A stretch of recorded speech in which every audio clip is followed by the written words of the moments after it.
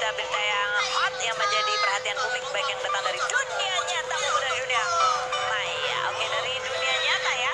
Update-nya hari ini adalah sidang lanjutan untuk gugatan perceraian Virgon terhadap Inara. Begitu ya, kalau minggu lalu kan dua-duanya sempat datang tapi tidak bertegur siapa gitu, dan Virgonnya juga nggak bisa nggak mau mengeluarkan statementnya. Hari ini agendanya adalah laporan tentang mediasi yang dinyatakan gagal. Artinya lanjut ke babak selanjutnya atau proses selanjutnya, yaitu untuk menguji majelis hakim juga mempertimbangkan apakah akan dikabulkan atau tidak begitu.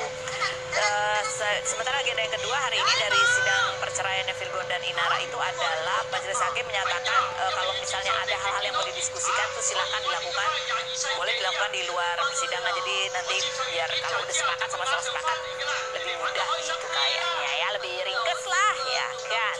Tapi yang menjadi ramai perhatian publik itu ada banyak ya di luar kasus atau gugatan perceraiannya sendiri, yaitu mengenai postingan-postingan kakaknya yang baru bikin akun Instagram bulan Mei apa Juni sih baru bikin akun Instagram. Terus kata-katanya penuh sindiran-sindiran yang orang jadi berpikir ini sebenarnya dia lagi ngomong kacang lupa kulit itu sama siapa sih, sama Virgon atau sama Inara gitu ya. Soalnya ada cerita juga tentang sakit ginjal gitu kan. Siapa yang bayarin sakit ginjal, jangan seperti kacang lupa kulit, jangan cuma sombong apalah segala macam. Terus nanti orang akan lihat aslinya. Ini kepada siapa? Karena dia ngeteknya kedua orang, yaitu kepada Virgon dan kepada Inara. Kemarin sih ada wartawan yang sempat bertanya ke Inara, tapi pertanyaannya juga jadi seolah-olah kakaknya ini menyebut Inara yang merupakan kacang lupa kulit. Padahal belum jelas juga siapa yang disebut sebagai kacang lupa kulit. Tapi Inara sudah menjawabnya juga tidak menjawab sebenarnya. Jawabannya adalah seperti ini. Karena sekarang maksudnya sudah sukses, tapi sekarang kamu sendiri kacang lupa kulit. Kacang lupa kulit ya, kalau orang yang bijak waktu itu pernah ngajarin aku, kalau memang makan kacang itu emang harus dibuang kulitnya. Jadi kalau dimakan sama kulitnya ngeres. Ini pertanyaan wartawannya memang agak mengarahkan begitu ya. Pada saat ada yang mau wawancara ibunya Virgon justru pernah bercerita bahwa Virgon lah yang pernah sakit ginjal dari SMP gitu ya. Sampai akhirnya biaya perawatannya itu memang kakaknya yang membayari.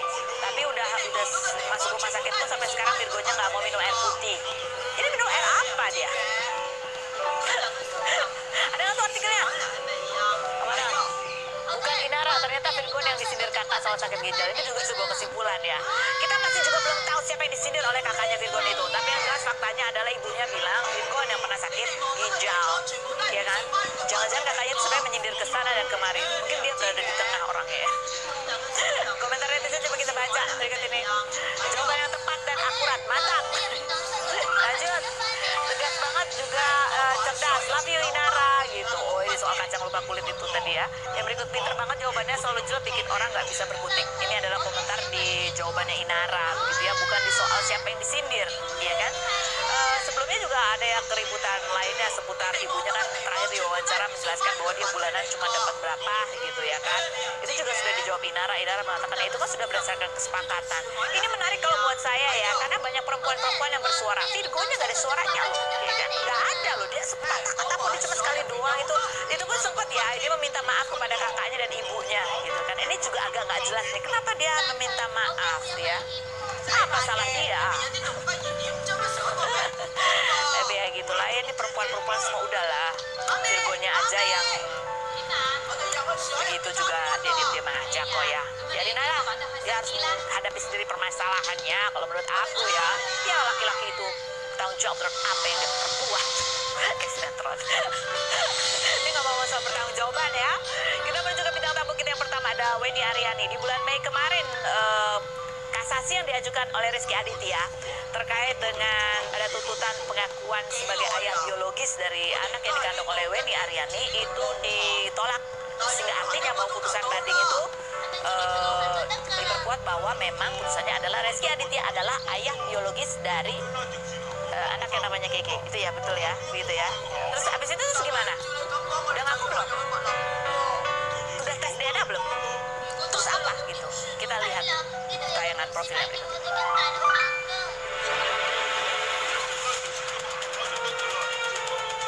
Wendy Aryani, pengusaha kelahiran 1979 1981 yang mengaku memiliki anak perempuan dari Rezky Aditya ini kenal dengan Rezky sejak tahun 2012 saat Rezky membeli rumahnya hingga dikabarkan pernah menjalani asmara.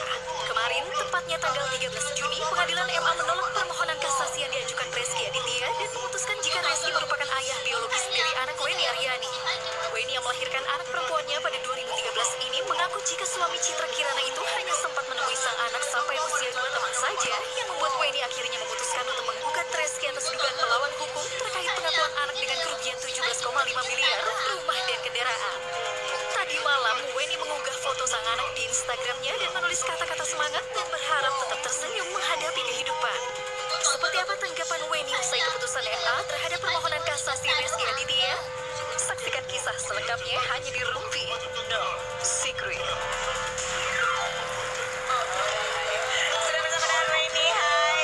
Ya, kita cukup mengikuti ya perjalanan panjang menuju mendapatkan sebuah keputusan pengakuan bahwa Rezky Aditya adalah ayah biologis ya, begitu ya, dari dari Keke, begitu ya, nih ya, Tok. Jadi pada saat itu sebenarnya sudah mulai menjalani beberapa sidang sampai akhirnya banding, begitu ya, banding kamu yang menang, gitu ya. Jadi sebetulnya awalnya kan di pengadilan negeri. Pengadilan negeri kami ada kendala gitu kan. Ada Tidak diterima.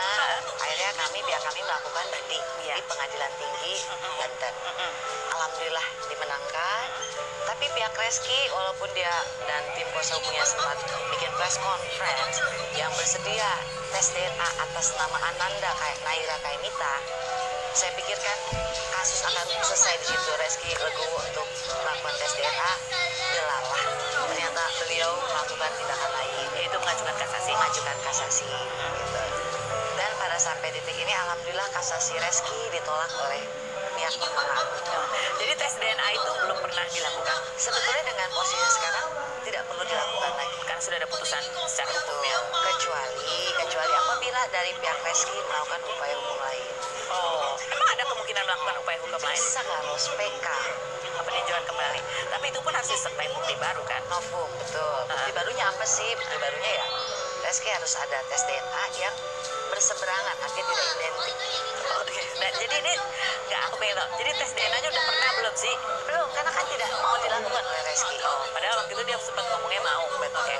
Baik, nah implikasi hukum selanjutnya sekarang yang kita tahu awal-awalnya gugatan itu kan bukan cuma masalah pengakuan, tapi juga ada ganti rugi, ada nafkah, begitu ya. Nah, implikasinya ke depan itu seperti apa? Sebetulnya gini, kalau untuk bicara lebih lanjut kayak soal nafkah gitu ya, kalau saya pribadi kan sebetulnya sebagaimana layaknya seorang ayah menafkahi anaknya. Tetapi kan amar putusan dari Mahkamah Agung belum kami terima gitu. Jadi kamu belum bisa bicara lebih dalam ke arah situ harus gitu. Kalau bicara apa yang harus Rezky lakukan adalah ya Rezky harus mematuhi putusan yang dibuat oleh Mahkamah Agung. Dan kalau ditanya pesan apa bahwa ini buat Rezky gitu ya, bertindaklah sebagaimana seorang ayah terhadap anak kandungnya sekarang. Oke. Kalau ada implikasi ini nggak sih, resiko pidananya nggak sih kalau sampai dia tidak menjalankan apa yang sudah menjadi putusan gitu? Jadi saya kebetulan baru ngobrol dengan lawyer saya juga. Kita sempat mengajukan pidananya di Polres Selatan. Itu penelantaran anak. Oke. Karena kita kalah di PN negeri kan itu sudah di SP3 kan Pak Karus. Jadi dengan kemenangan ini kan itu bisa kita buka kembali. Apabila Rezky tidak mematuhi putusan Mahkamah Agung, itu ada implikasi untuk hukuman pidana. Pidananya dengan pasal penelantaran anak gitu ya. Gitu. Itu kan tidak segitu ya. Keke kan sudah besar, jadi dia paling makasih ya udah berjuang buat Keke. Ibu mana saya yakin di muka bumi ini pasti akan melakukan hal yang sama seperti saya. Pasti akan berjuang apapun namanya demi anak. Kalau dia gede nanti dan membaca bahwa bapaknya pernah adalah ayah biologis, begitu ya, dia bisa masuk ke dalam penelantaran anak kalau Kami kan sudah menyerahkan bukti-bukti itu karena pada saat membuat laporan di Polres, bukti sudah cukup untuk kesana. bukti sudah cukup. Iya, cuman karena waktu itu tidak terbukti di pengadilan negeri kami kalah, itu di SP3 gitu. Buktinya adalah bahwa dia tidak pernah menafkahi, Ada tidak foto, pernah mengunjungi gitu. Dan Kalau mengunjungi pernah waktu Keke umur 1,5 jadi tidak pernah menafkahi dan bahkan istilahnya tidak Tidak mengakui. mengakui, ya. Dan itu sudah masuk dalam pasal penelantaran anak gitu ya. fotonya gitu.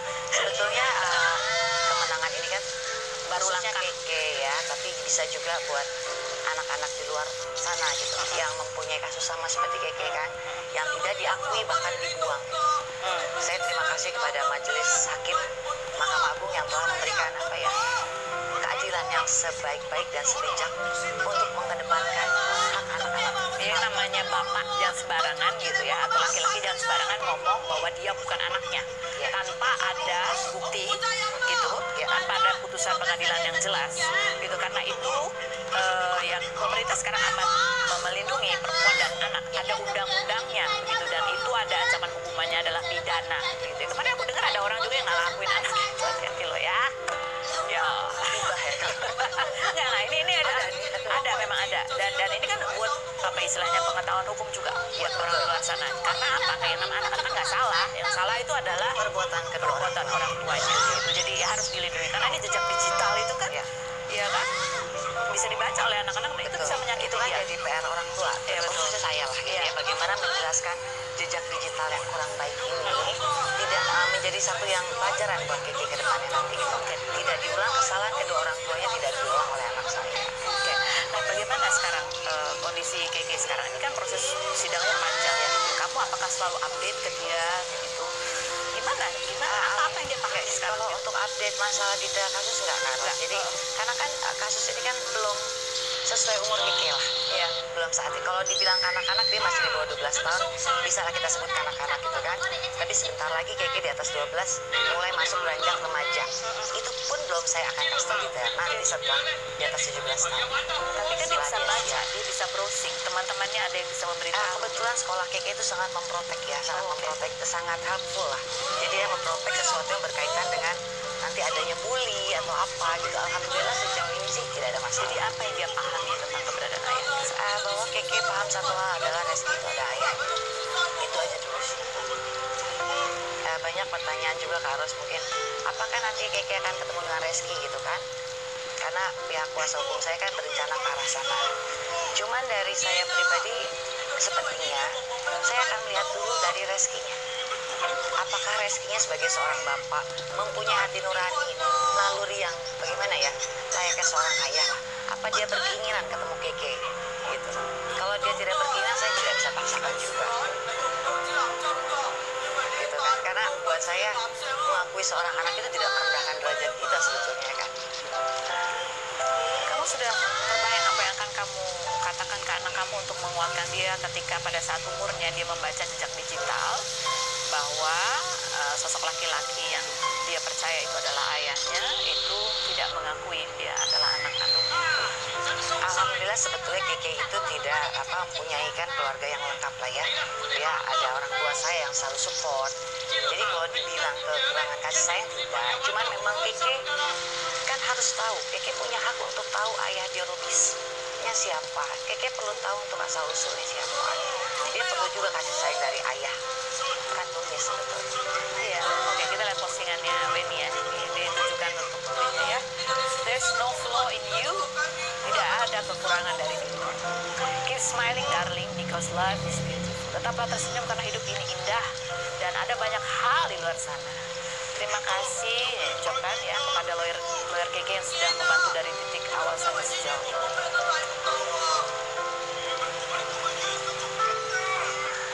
Sudah besar Kak Ros, sudah.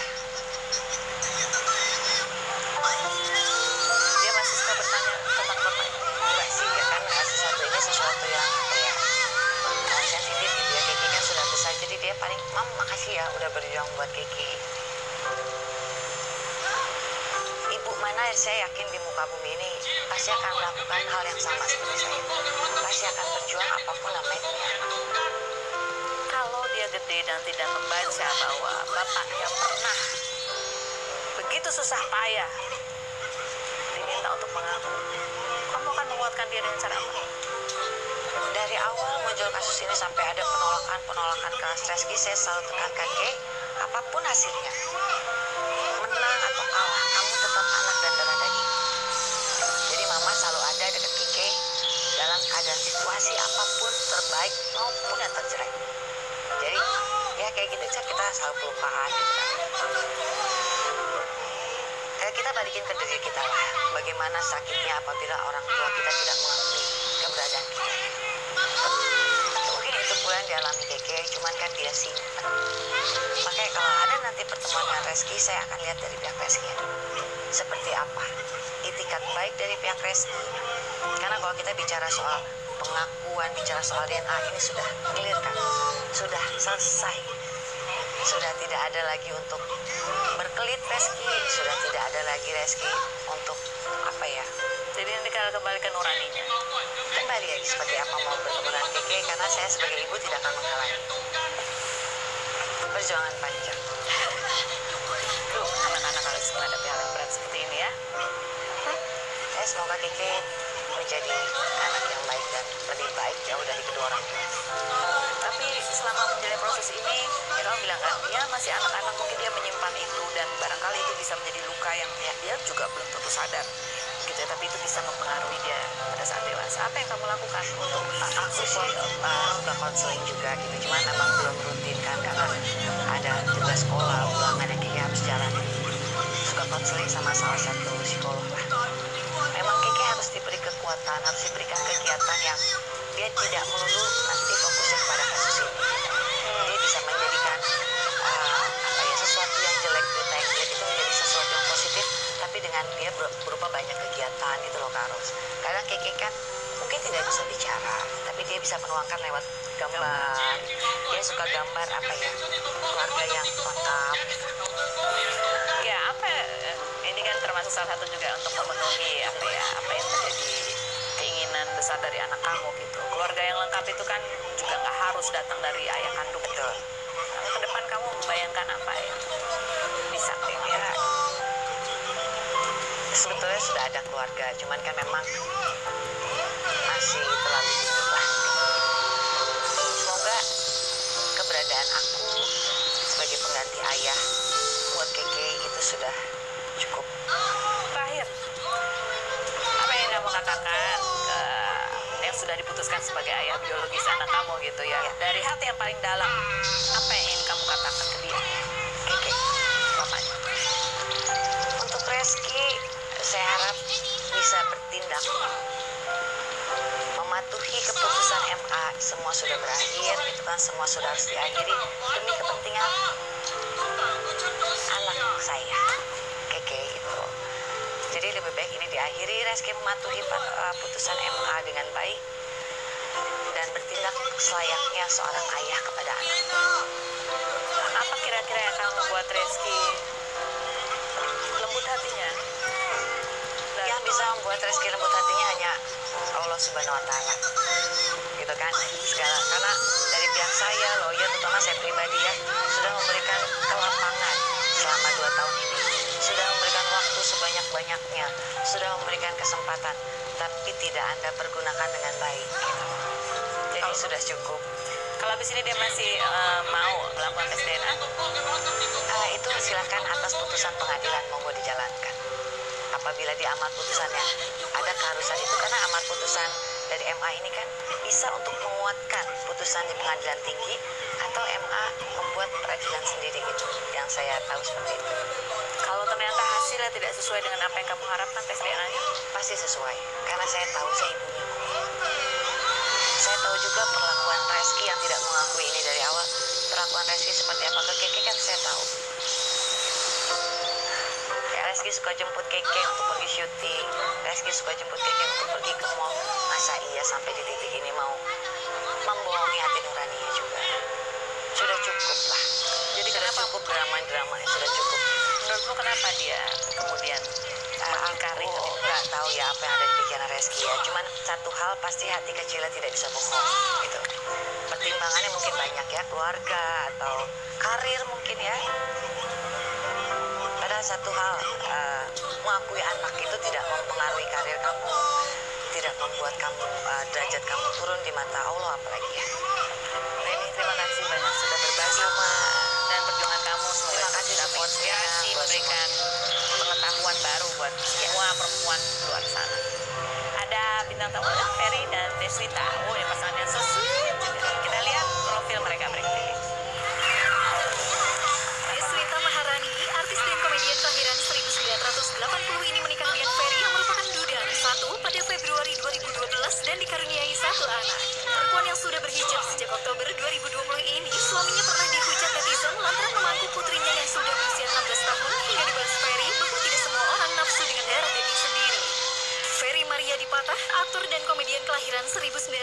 74 ini merupakan anggota geng motor diprediksi yang digagas Andre Taulani pada 2018. Pria yang mendapat julukan El Kartika, yaitu kekar cantik alami ini merupakan anggota yang paling rapi dan wangi. Pada 9-11 Juni kemarin, diprediksi melakukan touring Solo Jogja dengan kostum yang unik, yaitu daster, tarik kipas, hingga seragam linmas. Benarkah Deswita kembali olahraga setelah vakum 3 tahun karena mendapatkan body shaming dari netizen? Seperti apa kedekatan Deswita dengan anggota geng motor suaminya diprediksi? Saksikan kisah selengkapnya hanya di Rumpi No Secret. Oke, baiklah, sudah ada Ferry Mariadi yang berewaknya begitu. Wow. Deswita ya, duduk di sini biasa dong. Jawab pertanyaan dengan jujur apa adanya dengan semaco mungkin. Soalnya ini jawabannya Vita atau Itu ada kata-kata maconya terakhir tuh ya. Berkembang banget tuh ya.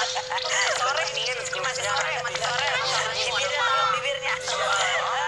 Oh, ini Deswita. Aku dulu. Oh iya, Vita apa fakta Deswita? Salah satu alasan anak kamu putus dengan pacarnya merupakan anak artis itu karena kamu nggak setuju. Vita atau fakta? Nah itu Vita. Bapaknya yang nggak setuju berarti. Siapa yang nggak setuju? Sebenarnya kita mau bukannya. Jawabannya setelah berikut ini jangan.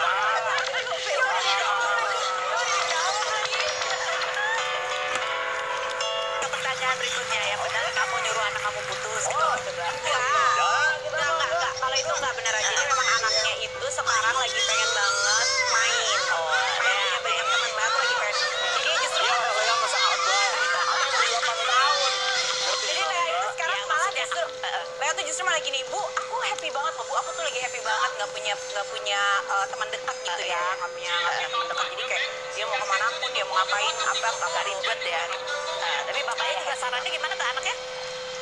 Ayah nggak minta kamu jadi orang nomor 1 di sekolah. Karena nomor 1 kepala sekolahnya kan. Nomor 1 yang pasti punya sekolahnya. Tapi perbanyaklah teman. Oh iya iya. Di mana-mana ya Ya. harus banyak. Networking ya. Kalau sampai ke atas itu harus temenan. Boleh pacaran tapi udah boleh. Oh, tidak dong. Oke lanjut Ferry, Vita atau fakta? Untuk dandanan dan juga koreografi anak prediksi kalau lagi cosplay jadi ibu-ibu itu idenya pasti dari kamu, Vita atau fakta? Fitnah. Setengah fitnah. Jadi Kalau koreografi ya. koreografi ya. Kayak kipas-kipas kemarin itu ya. Kipas naik-naik ke atas itu ya. Gimana itu aku. Kan lu kan foto model ya. Iya benar-benar. Model Foto lupa ya. model ya. Lupa ya kalau kamu pernah jadi foto model. Waktu dia jadi foto model aku ngefans lagi sama dia. Cuman yang lain-lainnya kan jadi sekarang ini prediksi Yang lainnya terbagi. maksudnya punya naluri sendiri gitu ya. Enggak, karena emang tertularnya sama aku. Jadi ide cosplaynya kalau jadi ibu-ibu siapa? Kalau ibu-ibu mah Oke. Yang lainnya kalau tapi memang mereka kan sekarang ini prediksi ada divisi-divisinya.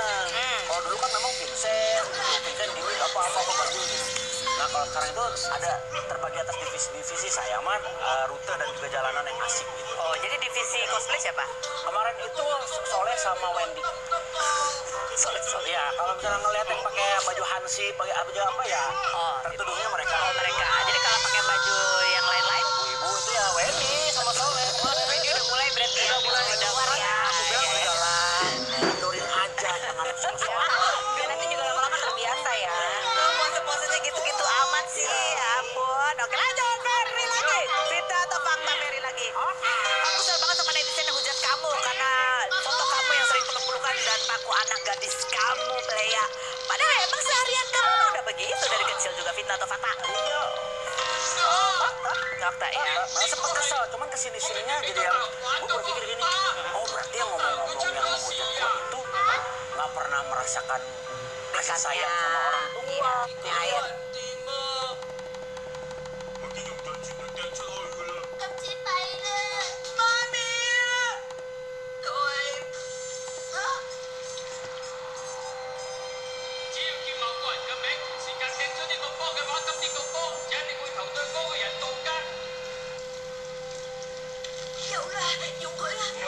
Jadi malah jadinya tadinya kesel jadi kasihan ke mereka. Bisa jadi ya.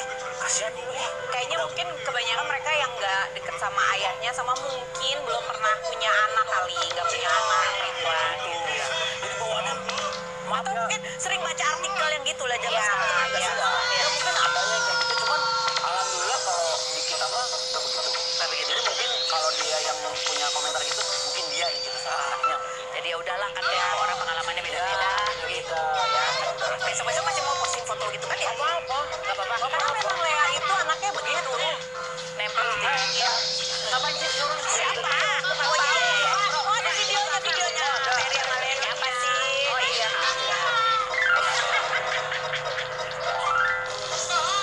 Gian Gus.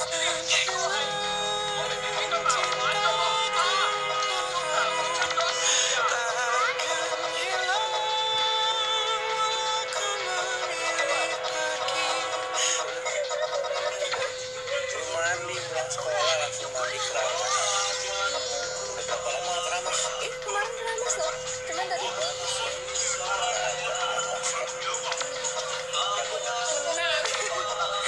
Iya, aku nggak sekolah. Karena ya dulu tim basket. Tapi jadi kopobel. Aduh gimana kamu kalau anak kamu itu kan sama kamu ya. Kamu kebayang kalau dia nanti sama Suaminya. Ya kan nanti. ya kan udah deket bentar lagi.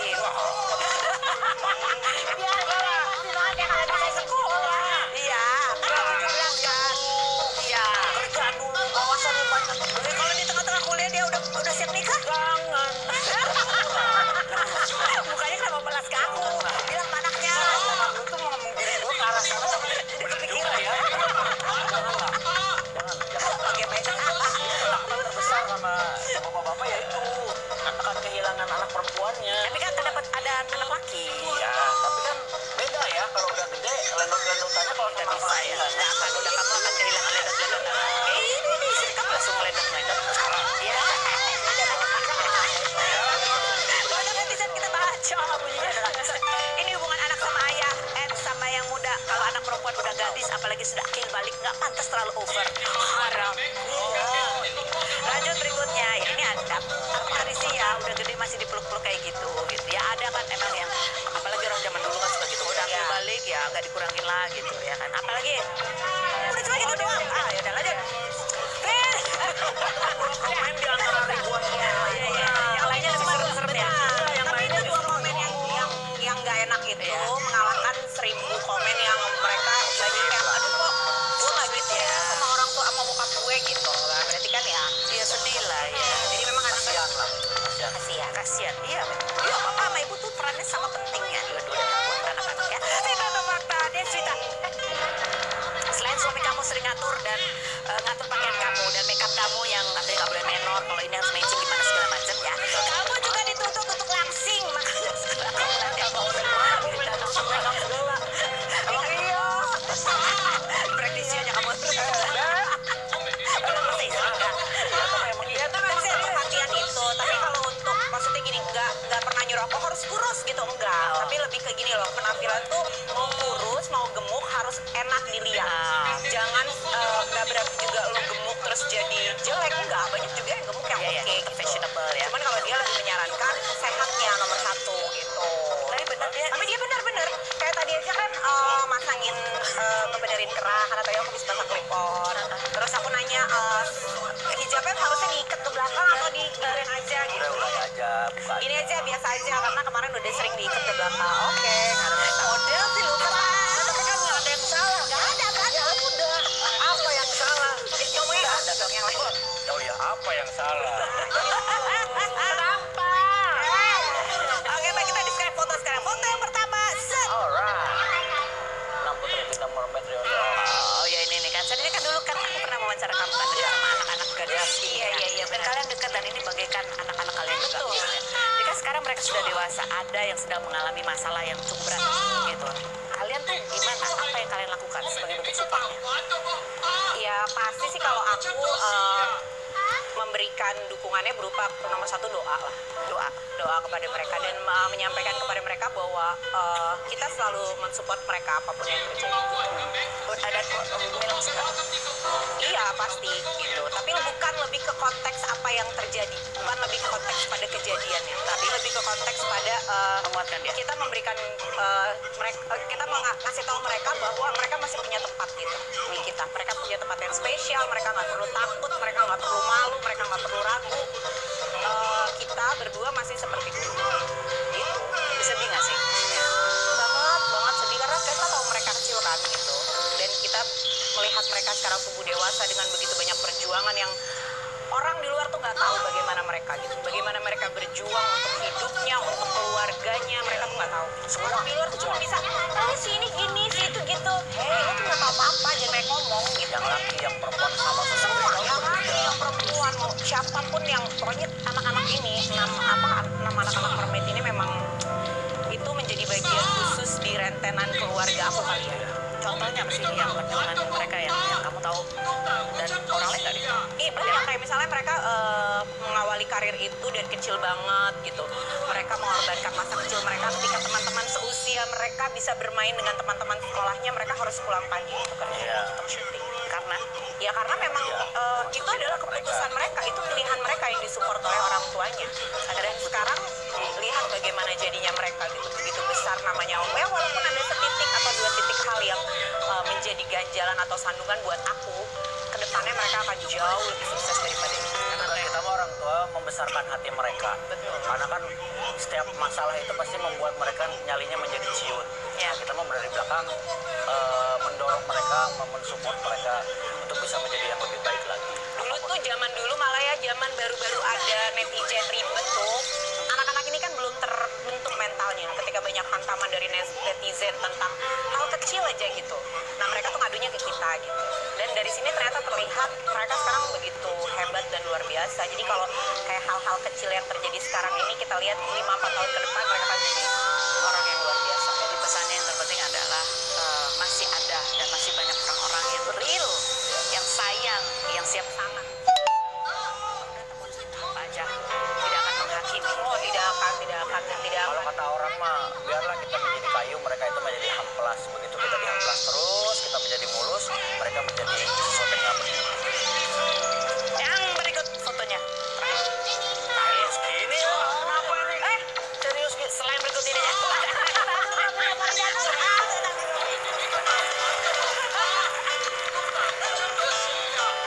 Farida Nurhan, YouTuber kelahiran 1982 ini kerap membuat konten kuliner dengan genre